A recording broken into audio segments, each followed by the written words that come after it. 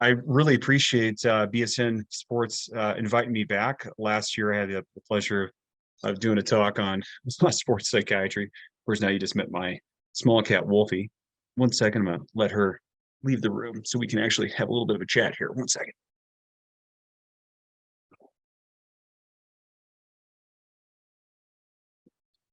Gotta love working from home. In fact, that's a nice segue to what we're going to be talking about today, which is burnout in the sports industry and work-life balance, which is, it should be a pretty simple topic. Like, you don't want to overdo it, and you have to figure out how to balance both your home life with work. But when work, sport, is your identity and it's what you enjoy, it sometimes can bleed into home life.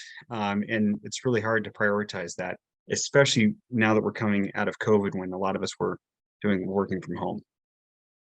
So disclosures, I do have an ownership stake in a wellness course that we'll be talking about at the very end of the discussion. Otherwise, no conflicts. We're just going to be chatting about what burnout and work-life balance are. Learning objectives. At the end of this, I want all of you to be able to know and discuss really what burnout truly is and how to recognize signs and symptoms of it in your athletes, as well as your peers, coaches, and administrators. Within the athlete-specific population, I would want you to know the difference between the term functional overreaching, overtraining syndrome, and a new term called unexplained underperformance syndrome, as well as the newer term in the disordered eating world, which is relative energy deficiency in sport. All of that ties in very well with the concept of burnout. Finally, I want you to be able to define what work-life balance truly is and learn some ways to improve it, both on and off the field. So what is work-life balance? So it's a term that came up back in the 80s and 90s. It was really first looked at in the healthcare industry when actually a lot of helpers were found to be exhausted after doing their job. It is an equilibrium. And it's not supposed to actually have any kind of negative connotation. It's really supposed to be more positive. And there's a couple of researchers, Faraday and Oster, who defined it as the ability of people to actually accomplish what they consider to be most important. So when you're, obviously your life has a couple poles. So you have your work life and your family life, and how do they blend? So let's actually take a look at the different ways in which work-life balance can teeter. So this specific table was taken from a wonderful article about athletic trainers, and it was actually specifically about work-life balance within that population. But it does a good job defining how the two areas of your life might actually either integrate or be separate. So there's the first model, which is segmentation, meaning literally your work life's one thing, your home life is another, and there's no bleed over at all. Those are the people who are somehow able to not respond to emails when they're at home, and that when they're at work, they have no family ties whatsoever. That's super rare these days. In fact, the integration model of work-life balance is much more common because we were in COVID and we were working from home. And so we actually had to figure out a way in which to meander both home life and work, but it did sort of bleed over, which is the spillover concept. Spillover is integration, but with either a positive or negative influence. So in some ways, your work life could have been aided by having a little bit of influence from home. So you might actually have more patience for the student athletes that you work with because you have experience working with your young kids at home. Same with your family may actually not benefit so much from you being pulled by work when you're at home. Say you want to have a dinner with your family and you get called out to work because there's some kind of crisis that comes up. There's another model, compensation, which is a choice. So it's a style of work-life balance where you're actually choosing to sacrifice one part at the benefit of another. For the most common example would be a part-time position. So you're going to work less. So you either have more time to spend at home, but at the same time, you may actually choose to work more so that you make more money to then help home life.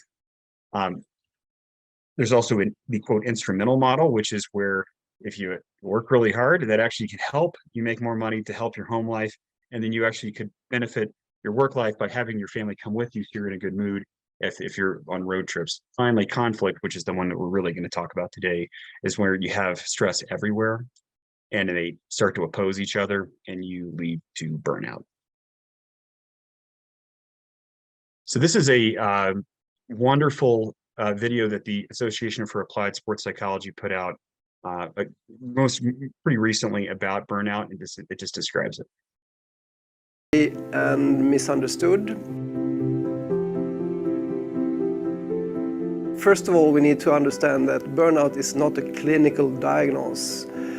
You look at symptoms and it's very often related to mental health. You can either have severe symptoms, mild symptoms, or hardly no symptoms at all. And it started out in the helping profession research back in the early 80s, looking at people volunteering, helping others, and experiencing emotional exhaustion to a high degree. And when it came to occupational research, it got really started among nurses, doctors, teachers, really those helping professions. And when it came into sports, that was really looking at athletes who doesn't really fit to the helping profession, but still a lot of stress, a lot of demands. So Tom Redeke published a paper back in 1997 on athlete burnout, and also later developed the athlete burnout questionnaire with Al Smith, which has been really important to progress the research in sports psychology in this field. We have also been looking at coach burnout, which is really more aligned with the former and original research on helping professions. And looking at burnout, really there's three core dimensions that have been important from the very beginning.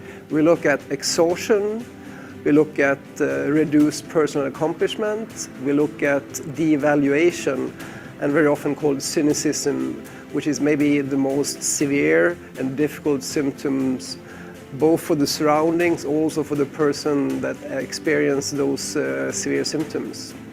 And looking at burnout and understanding where it comes from, it's really a stress recovery imbalance.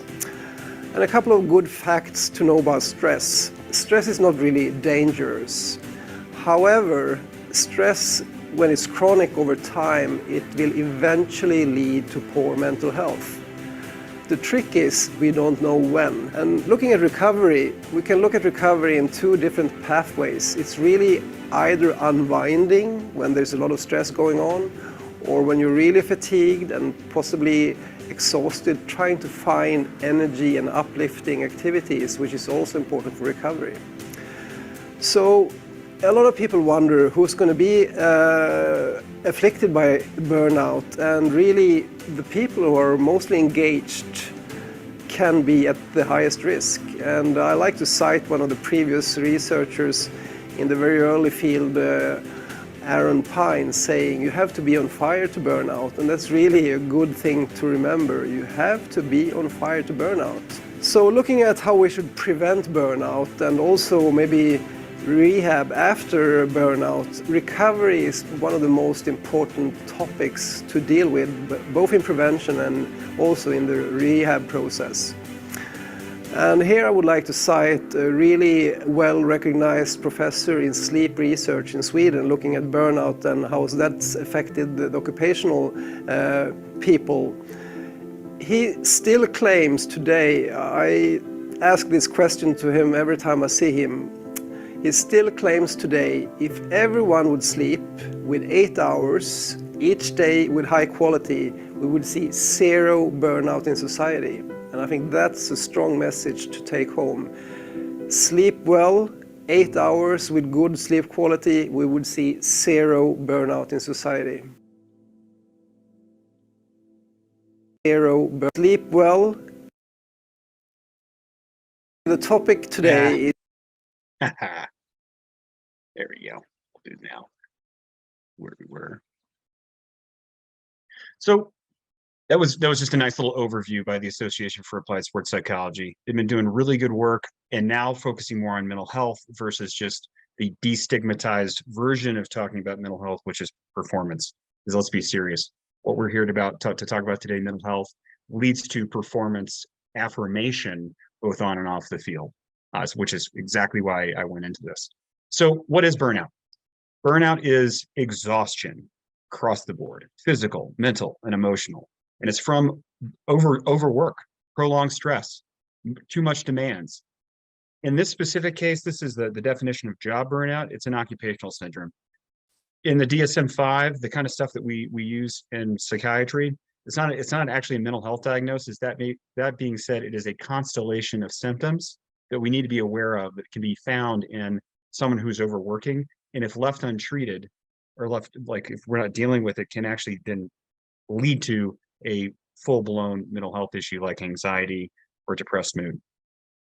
Hallmarks of it, as you heard, depersonalization, someone who no longer really isn't enjoying their sport as much. They have a devaluation of sport, and they think that they actually have a reduced sense of personal accomplishment, which lower motivation means that they just don't want to do it. They're just listless. It can come out as very differently in the athlete population versus those in coaches and administrators, but in a sense, it's all sort of the same umbrella. How to address it? Yes, there is a micro level, but it's really the macro that we're here to talk about, the systemic approach to burnout. So I want each of you to take out a piece of paper if you have one. If you don't, it's just an exercise. There's 10 questions on this. This is the Mini Z Burnout Survey. It was developed for healthcare providers. First 8 questions are really applicable to everybody. The last 2, not quite so much, but you'll get the general sense. I just want you to fill out, and this will actually see how you're doing right now. This is a check-in. So number 1, overall, I'm satisfied with my current job, 1 to 5. 1 being not, 5 being absolutely. 2, I feel a great deal of stress because of my job. 1 not, 5 absolutely. And then using your own definition of burnout, I enjoy my work, all the way to I feel completely burned out.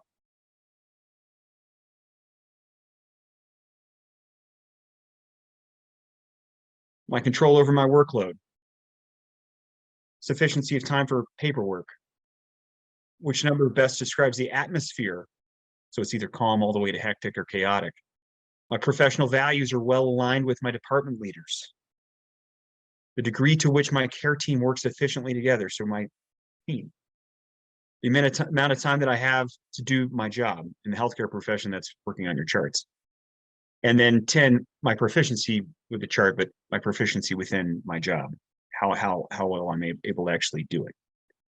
So if you scored anywhere above 20, that's actually a good thing. The lower the score, the worse in this specific case. So if you have less than 20, then we would probably want to have a referral or have you be able to talk with someone about how you've been feeling so they can either modify your work environment, schedule, or talk with someone about the stress you're under. This is another one. This is an easier kind of scale. And basically, if you answer yes to any of the questions, then you might be at risk of burnout and you probably should talk to somebody. Luckily, we know people. Have you become cynical or critical at work? Do you drag yourself to work and have trouble getting started? Have you become irritable or impatient with coworkers, customers, or clients? Do you lack the energy to be consistently productive? Do you find it hard to concentrate? Do you lack satisfaction with your current achievements? Do you feel disillusioned from your job? Are you using food, drugs, or alcohol to feel better or simply not to feel? Have your sleep habits changed? Are you troubled by unexplained headaches, stomach or bowel problems, or physical complaints? So as you can see, if you have any of those, it probably means you're not feeling great and you should get checked out. But also, I identify with quite a few of those from past jobs, at which point I knew that I'd been burned out and I was able to get to talk with management to get my situation modified or moved on to another position. Anyway, this is super important to kind of keep track of.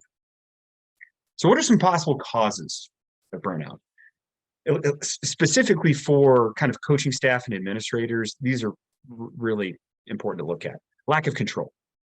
It affects everybody. If you don't feel like you have control over the decisions you make at your job, or that you don't actually have the resources that you need to do your job, you're going to get really frustrated. Unclear job expectations. When there's no clarity from above, you're probably just scratching your head and you're like, I can't do this job. Dysfunctional workplace dynamics, like people you work with.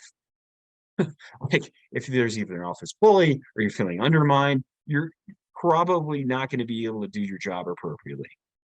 Finally, extremes of activity, whether you got like a really, really boring job or it's chaotic all the time, that requires a lot more energy to stay focused. And finally, lack of social support. If you're super isolated, which happened a ton during COVID, both at work and in your personal life, it's going to be definitely leading to more stress. So for administrators, top 3 causes: workload demands, inefficiency, I'm sure no one has ever dealt with that, and more red tape.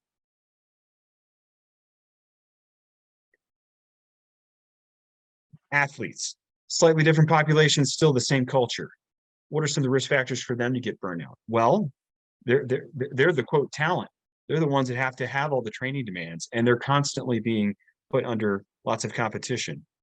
If they never take a break and it's just continuous training without much personal time, they're much more at risk for burnout. If the training isn't variable and they get bored with what they're doing, same idea. If they're chronically low energy because of the above, burnout. They have the pressure to perform because they have unrealistic expectations put on either by themselves or other people, or the media scrutiny. I mean, it can really start to weigh. It's like, this is very layered here. If they're not taking care of themselves with inadequate sleep because of the travel demands of elite sport with jet lag. And finally, injuries and recovery challenges that come from that is both a cause and result of burnout. So what does athlete burnout look like? So you have an athlete who is no longer performing like they used to. They don't have any motivation. They're detached from their sport. They stopped really caring. This is a person who got into athletics and sport because they probably liked it. It was their passion as a kid, and they ended up somehow making it through the ranks. We're going to talk about motivation a little bit later, from intrinsic to extrinsic, but this is someone who's now more grumpy and irritable and anxious, and they've got mood swings, and they have problems concentrating. Maybe their school or academic work is being affected. They may be more likely to dabble in alcohol or substance use as a means of maladaptive coping. Physically, they're not feeling as well. They're more fatigued. Basically, they're just dragging all the time. They barely even make it to practice. When they are checked out by medical, they have a higher resting heart rate or blood pressure. They no longer have nearly as much strength or coordination as they used to have. Worsened concentration is above, lowered appetite, and they are more susceptible to illness. Okay, so all of that together, it might point towards burnout, but in a vacuum, you're not necessarily going to see one athlete have all of that. And these are non-specific symptoms. That's what we call when you see something in a patient, but you don't really know where it's from because it could come from about 40 different things. So you have to get to know your athlete and know what their baseline is. And then if it is a change from their baseline, or they're showing something that should not be there, then you should have a red flag and get them to refer to professional to be talked to. So this is the athlete burnout question. It was specifically developed to screen for what we just talked about. Now, we don't have to go over all of these criteria, but it does exist. The reason I'm showing this here is that there is something that you actually could use as a screener tool for your athletes, just as what I've talked about last time, which is the sports mental health assessment tool, the SMAT, can be used to screen for a variety of mental health concerns that might be in your athlete population, which you could use both before season, during season, or any transitional period, like an injury, or like mid-season, and post-season. So there are different time lines when you can actually use a scale like this to check in with your athletes.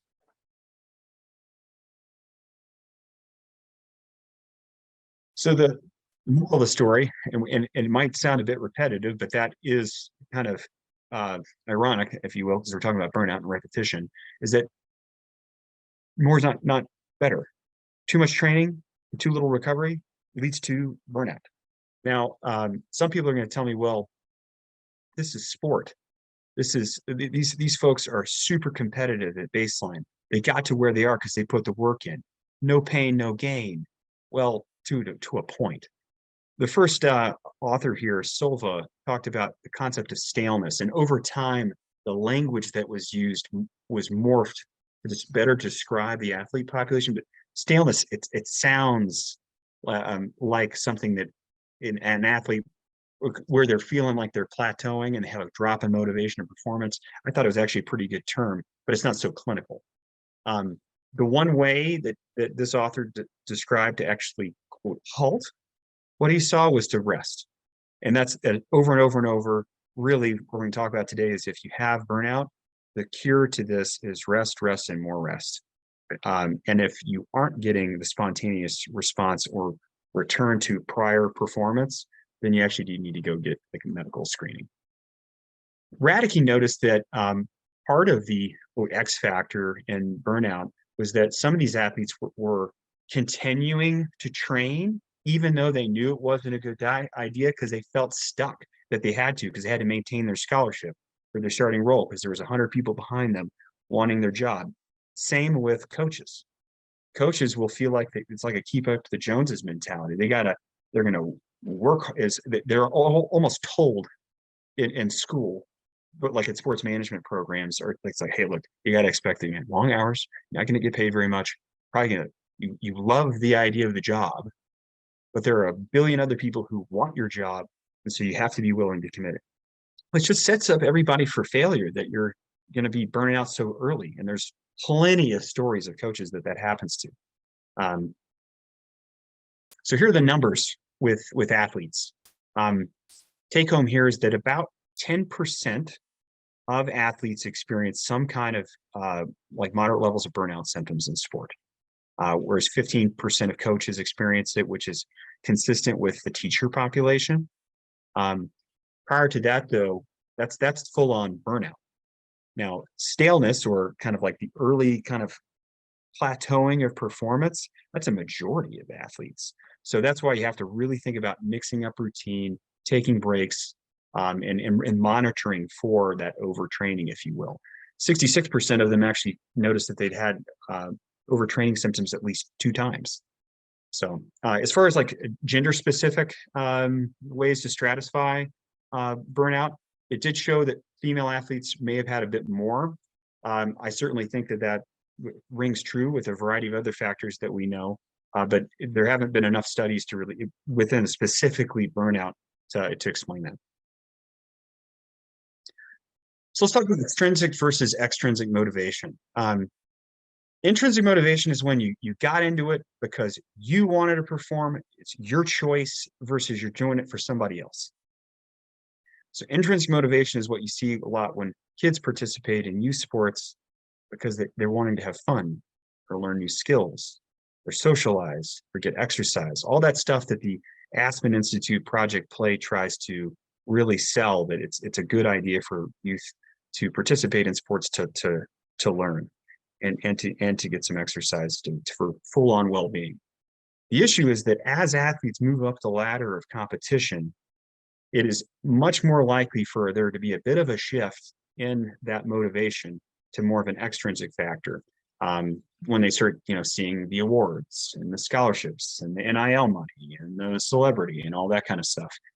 And as a result, it sort of takes the joy out of it. And when you have more of an extrinsic motivation, you're much more likely to burn out because it's no longer there's not as much value. We talked about devaluation of sport earlier. So it's almost like it's taking it out of you.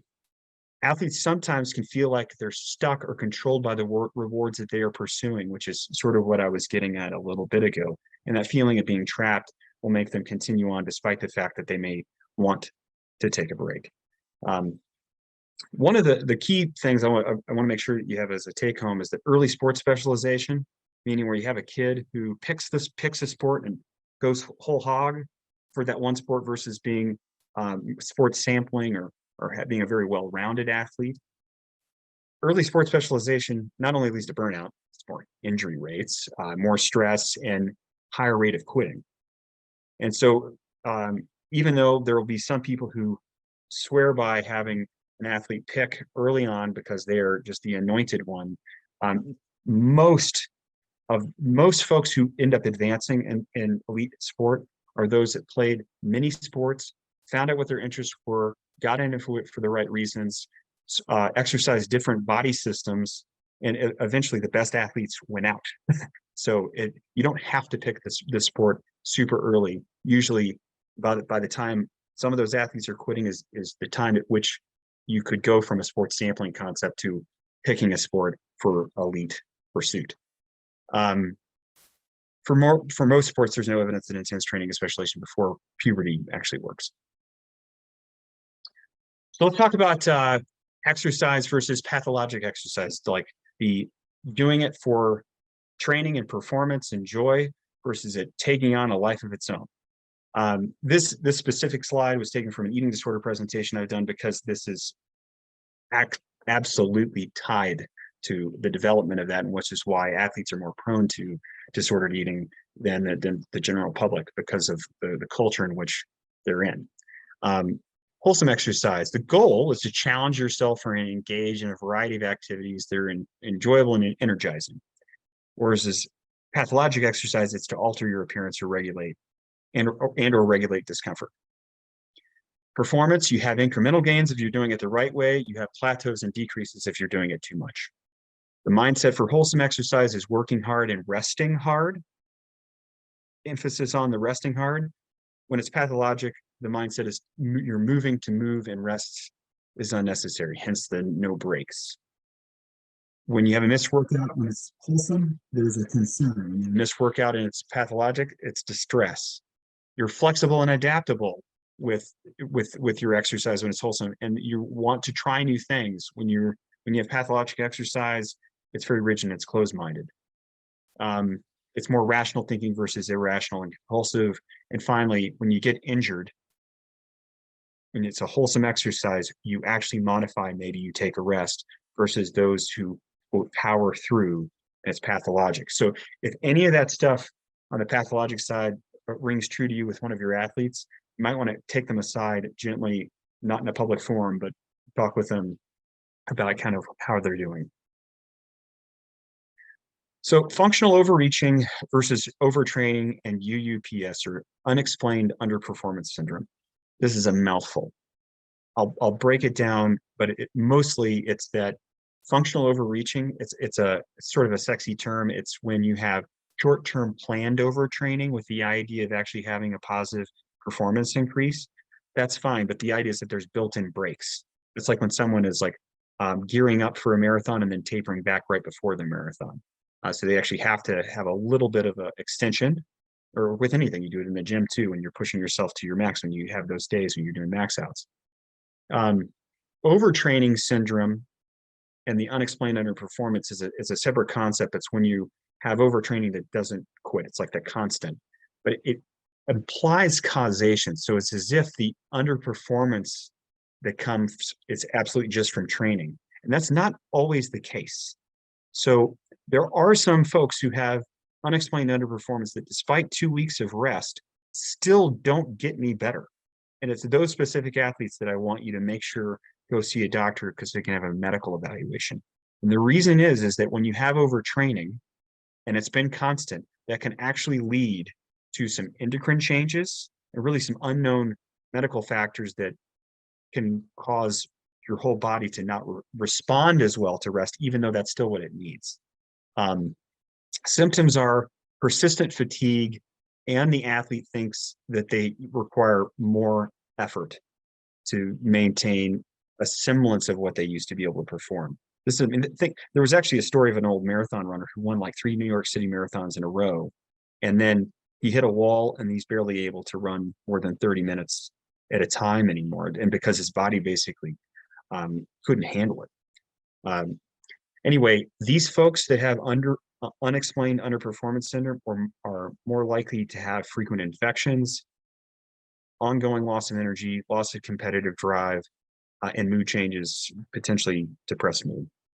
So the next slide I'm going to show you might actually be what unexplained underperformance syndrome is, but there's still a separate entity because they haven't quite figured out how to complement them. It's RED-S, relative energy deficiency in sport.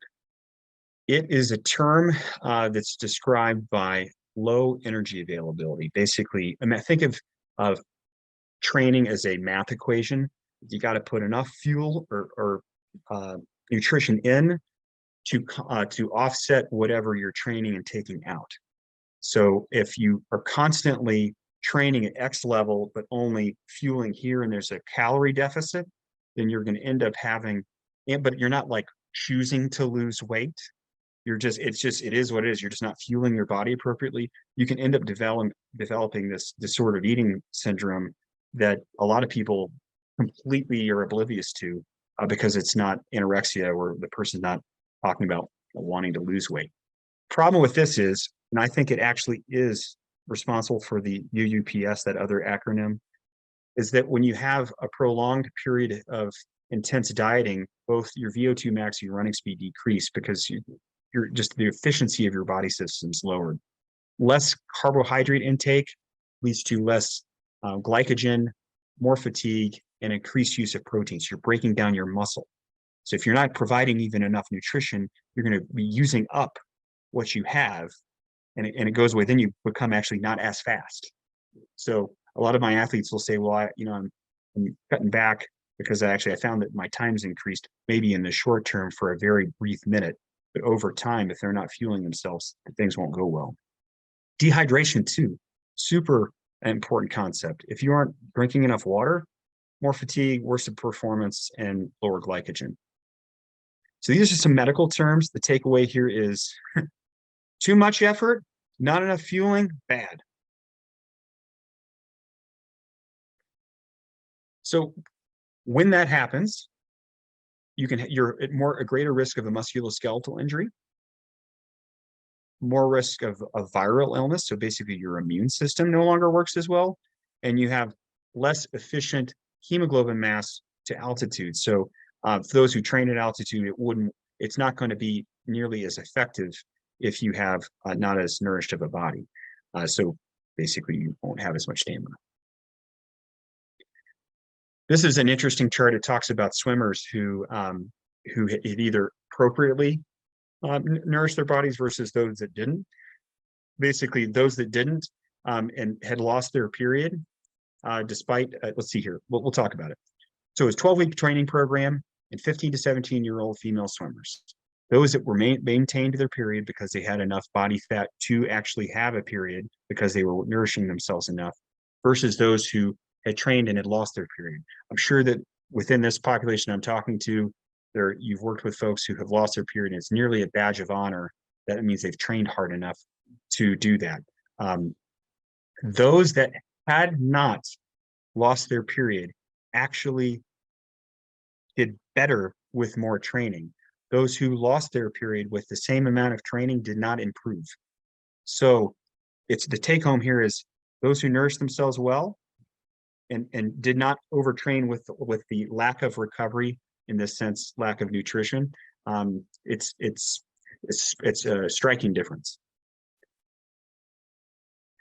So strategies for athletes, aside from appropriate nutrition and rest, in the elite athlete world, most of the folks in between seasons, you'll see them taking a 30 to 45-day recovery period. You might see them out on a boat, going swimming, playing a ton of golf, doing something that's anything but their sport. Get their mind off of it, give themselves a break, changing up the routine. There's a reason for that.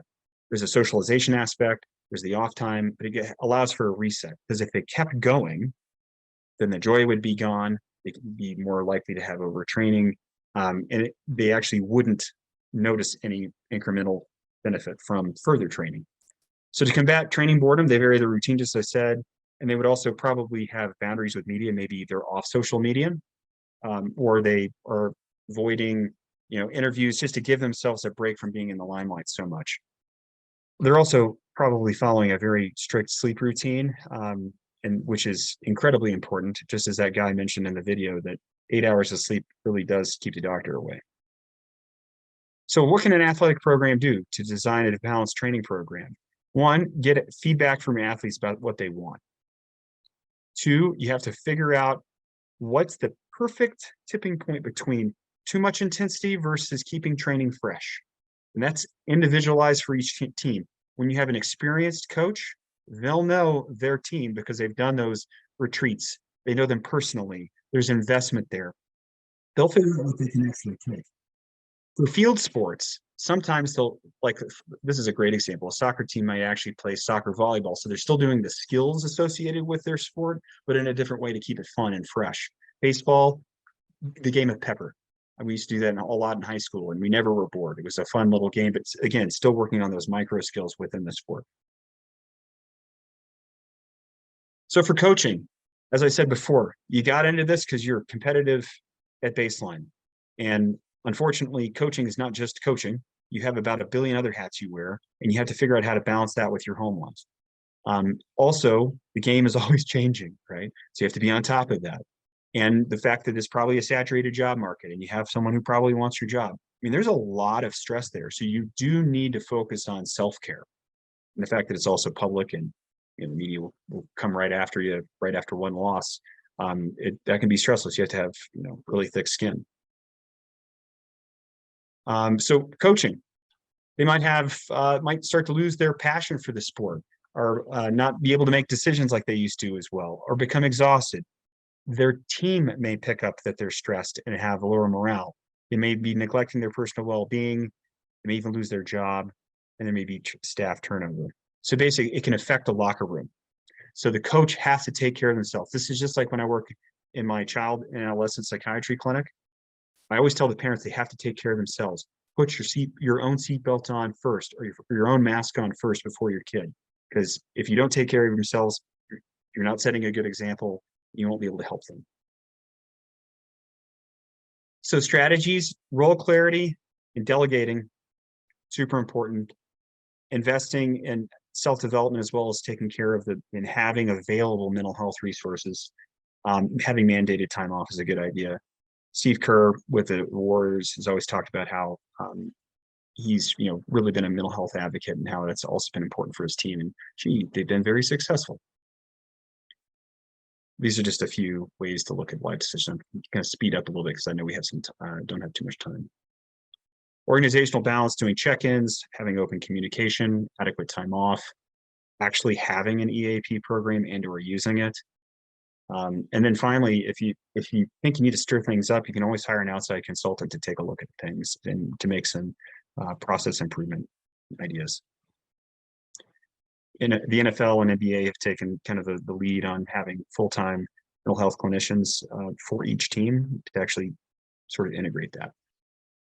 So the path forward, as far as like future research, actually figuring out some of these behavioral observation measures of burnout symptoms, doing epidemiological studies, figuring out some biomarkers, and figuring out the social dynamics and interplay of how that affects the development of burnout. So in summary, we're nearly there, guys. Burnout's a significant concern in the sports industry because of just how competitive it is. It's known to stem from both stress and motivation-related processes, and you can actually screen for it using these questionnaires. Prevention is not just individualized, but also systemic. And by recognizing the signs and symptoms, you can create a really, really productive sports environment for long term. So if you're interested in learning more about how to attain balance and performance, I would suggest you maybe look at this wellness program that I helped create with my friend Carlette Patterson, who's a sports life coach out of Arizona. Interested in a sports mental health and wellness certificate? I've always been wanting to give back to the community and help educate the athletes and everybody around them. Mark and I have teamed up, Sports Psychiatry and Sports Life Coaching, here to serve and support you. We want to give hope to everyone out there.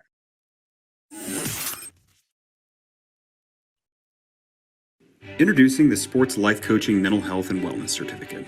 This course is a perfect primer for athletes, parents, coaches, and athletic administrators looking to become more psychologically minded. Over the course of 12 modules, we cover a vast array of topics, from how to identify symptoms of depression, anxiety, concussions, and eating disorders in athletes, and what to do about them, to practical advice on how to overcome common psychological challenges an athlete may face, such as perfectionism, the yips, injury, and transition out of sport.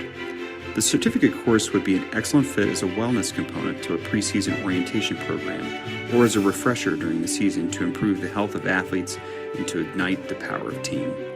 We look forward to supporting you to commit to peak performance and to become a better version of yourself on and off the field.